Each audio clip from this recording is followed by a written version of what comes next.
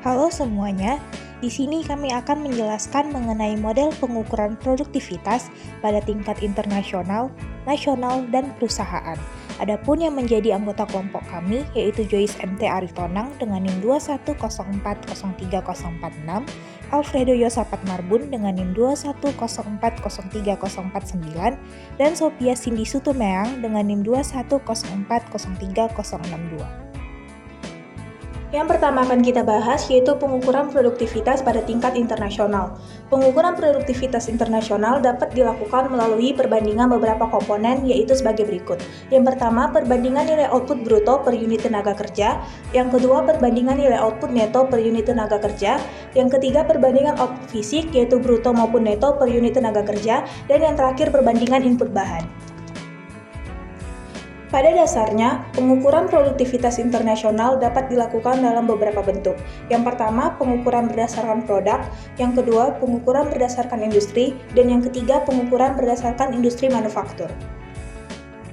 Untuk contoh soal, yaitu di negara X pada tahun 2022 diketahui output manufaktur yaitu $3 juta, tenaga kerja yaitu 60 pekerja, nilai modal yaitu $700, dan pengeluaran untuk penelitian dan pengembangan yaitu $200.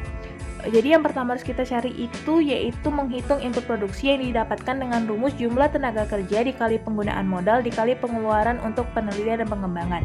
Yang didapatkan nilainya itu sebesar $420.200.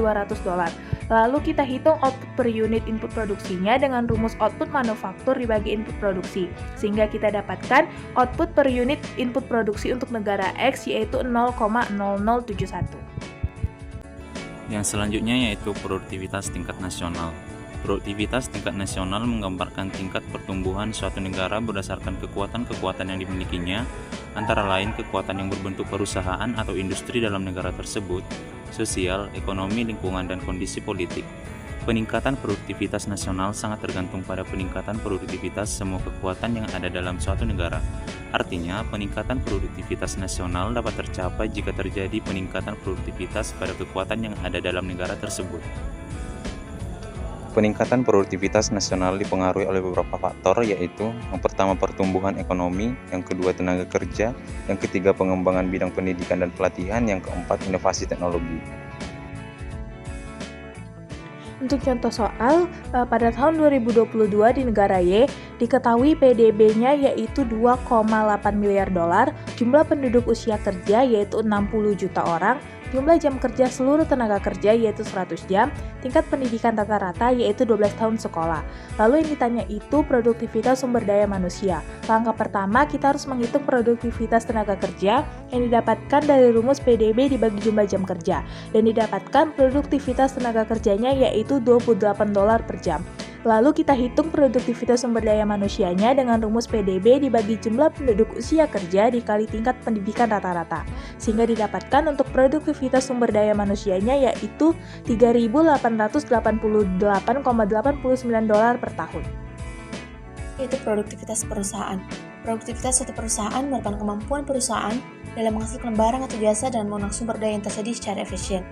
Produktivitas dapat diukur dan membandingkan hasil produksi dengan sumber daya yang digunakan seperti tenaga kerja, mesin, waktu, atau modal.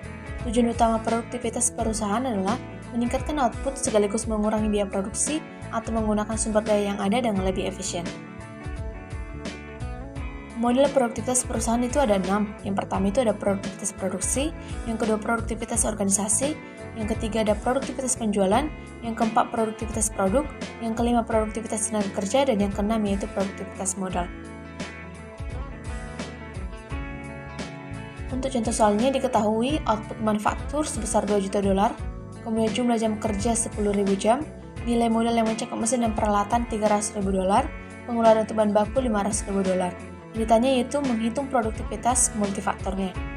Yang pertama kita lakukan yaitu menghitung produktivitas tenaga kerja yaitu sebesar $200 per jam, produktivitas modal 6,67, dan yang terakhir produktivitas bahan baku yaitu 4. Maka untuk menghitung produktivitas multifaktornya yaitu dengan mengalihkan produktivitas tenaga kerja dikali produktivitas modal dikali produktivitas bahan baku, maka didapatnya hasilnya yaitu 5.336,67.